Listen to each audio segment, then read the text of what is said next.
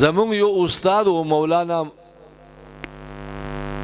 شیرکوٹی صاحب رحمہ اللہ تعالی سعید الدین شیرکوٹی رحمہ اللہ د پیښور کې اوسېدو ګلبهار کې نو تقریبا سن 65 آس پاس ایام وو تاسو کې ډېر کسان پیدا هم نه وو نو په هغه ایامو کې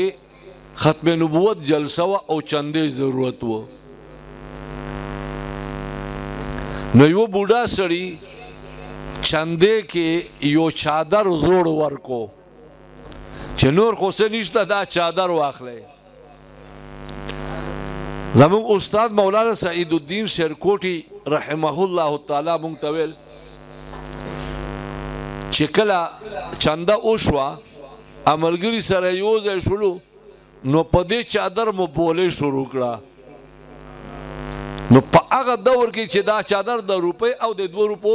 نوي کېدل وای دا زوړ چادر ما په 1500 روپۍ ترېنه وکړلو او څه دپاره مې وکړو ما ورته چې دا به زما کفن جوړېږي او تقریبا یو څو کاله وړاندې وفات شو کفن یې جوړ شو یعنی اخلاص سره یو زوړ چادر ورکړی یو لوی د عالم دین د دارالعلوم دیوبند فاضل هغه ځان لپاره سعادت ګڼي چې دا زاړه چادر کې ما ته کفن راکړو شي کېدای شي الله مې په دې باندې وبخي د ما عزیزانو اخلاص سره د ماشوم اخلاص سره 10 روپۍ راوړې کېدای شي الله تعالی جل جلاله امنوالو دې په برکت نه کېدای شي دا عالم وګرځي الله دې وکړي چې دا ماشوم ښکلی عالم دین جوړ شي او مور او پلار دپاره